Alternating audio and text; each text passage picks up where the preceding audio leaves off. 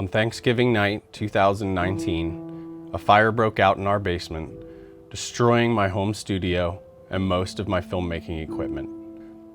The damage was almost unimaginable, and the shock and despair were difficult to deal with. But as time passed, this tragedy began to feel more like an opportunity to start over, to rebuild and improve. With the help of my wife, the interior designer, we made plans to rebuild our home and construct a completely redesigned basement studio. A space that would be custom tailored to my needs. Part studio and part man cave. Construction began, and slowly our vision began to take shape. Bit by bit, something new was developing from the ashes. With support from our family, friends, and my amazing subscribers on this channel, we pressed forward. And now, over a year later, the time has finally come. Welcome to the new studio.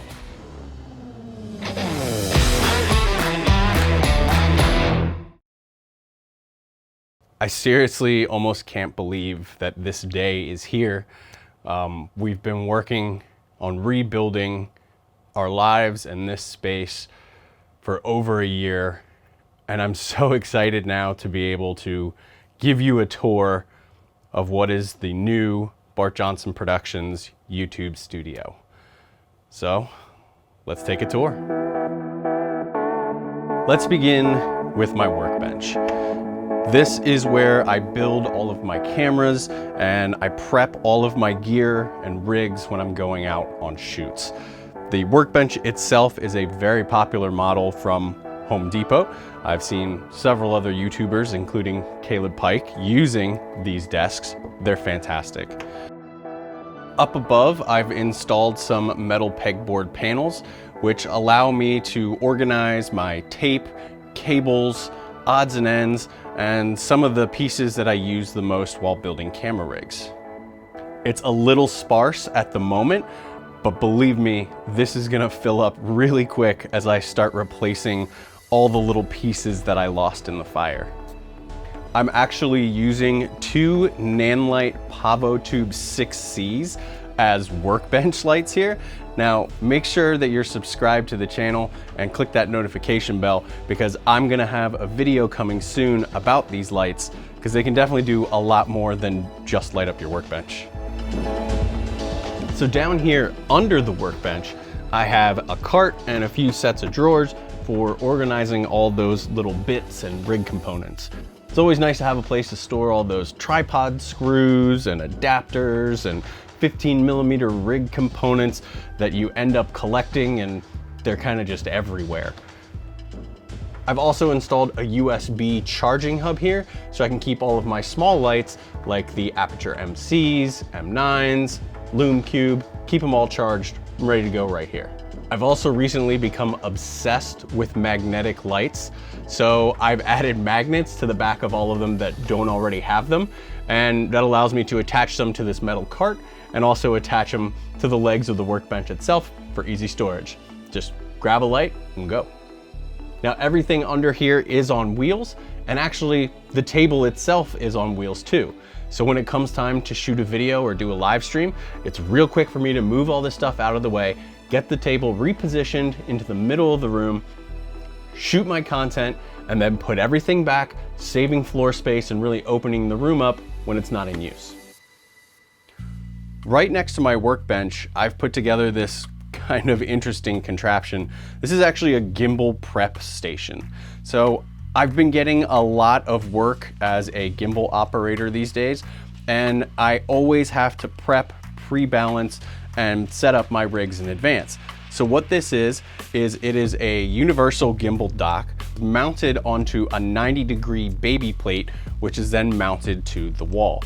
What this allows me to do is take whatever gimbal rig I'm gonna be using for the shoot the next day, hang it up here, add my camera, get everything balanced and tuned and ready to go.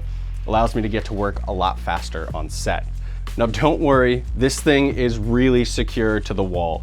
I used long, heavy-duty screws to attach the plate, and this post back here is actually wood as opposed to drywall. If you want to do something like this in your studio, please make sure that you have a secure anchoring solution, because when you get your full rig mounted on here with your gimbal, your camera, your lens, any accessories, it adds up to being quite a bit of weight, so you need to make sure it's securely anchored to whatever you have it screwed into. Moving farther down this wall, we come to my light stand storage rack. So this is actually a metal rack made by Kupo that you can mount to the wall, and it allows me to hang up to 9 light stands here and keep them up off the floor and preserve floor space. I absolutely hate having things stored on the floor in my studio. It just makes the space feel really cluttered. So this thing is perfect.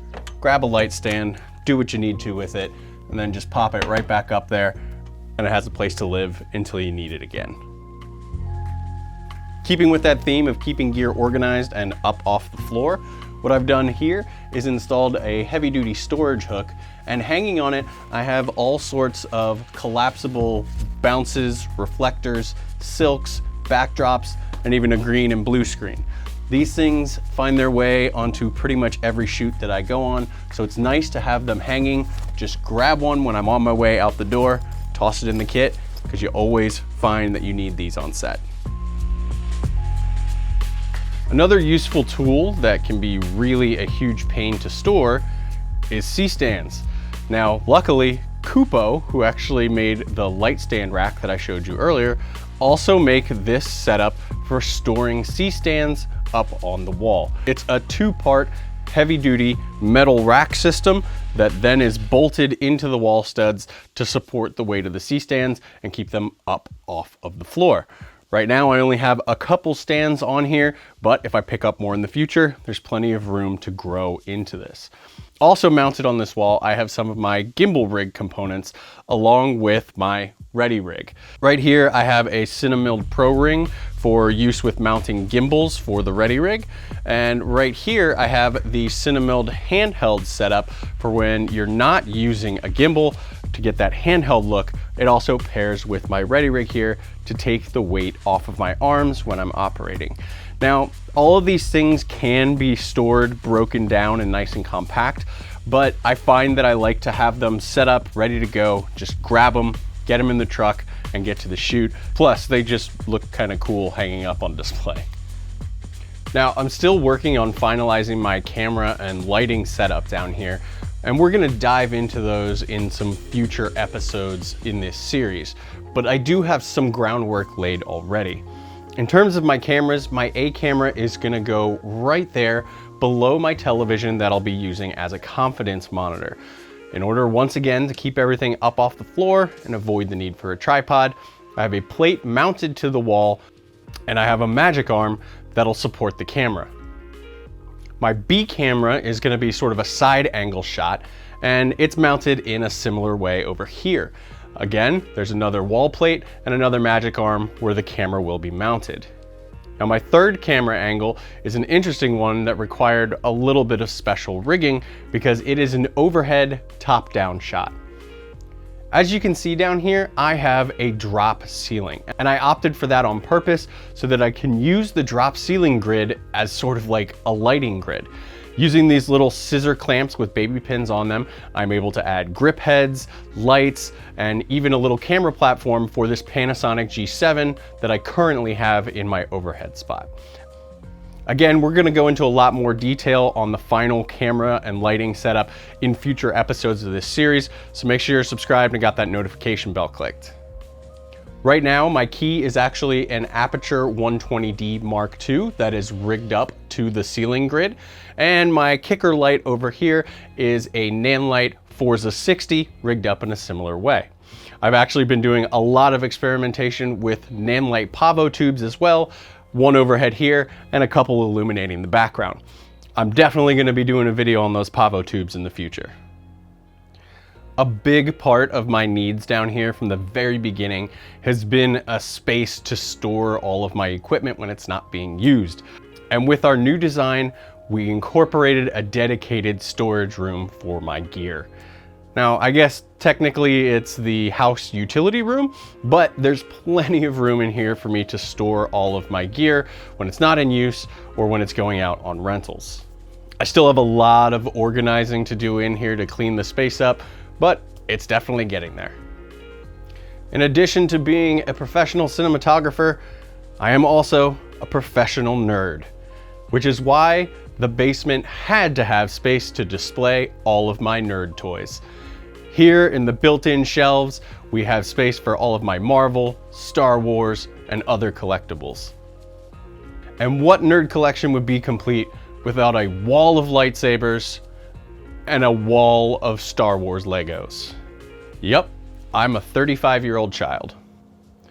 One of the coolest features of this basement studio, I think, is that I have it directly connected over Ethernet to my office/edit suite upstairs, where my Mac Pro workstation can handle live streaming. I went over the plans and details of how this all was gonna work in a previous episode, so make sure you check that out. And we're gonna get into a detailed look at how it turned out in a future episode, so make sure to stay tuned to that. It's just too much to cram into a reveal episode, but I'll be live streaming from down here really soon. So there it is, my new studio. Pretty much 95% complete, but I am very happy with the way that it has been turning out. Now, I went through a lot of stuff in this reveal video, but fear not, if you saw anything that you're interested in picking up for yourself, I do have affiliate links in the description down below, and I've even organized them into kits on my kit.co account. I really recommend you go and check that out. There's some good stuff there. Now, those affiliate links won't cost you anything extra, but they really do help me to keep this channel going, to complete this awesome studio, and to keep making awesome content that hopefully you enjoy.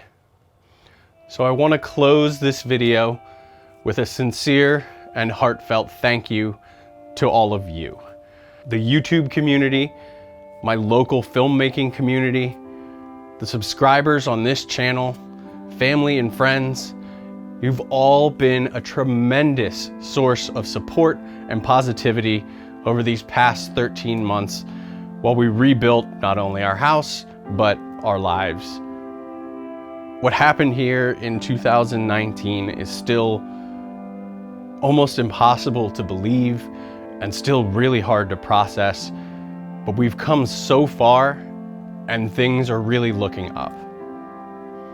And as a reminder to myself of what happened and how far we've come, I have on display here in the studio my Ursa Mini 4.6K, which I pulled from the rubble after the fire and knew that I just had to keep as a reminder. I can't wait to put the finishing touches on this studio and get back to creating content, sharing content, and hanging out with you guys. So on that note, I guess I better get back to work so I can see you guys in the next one.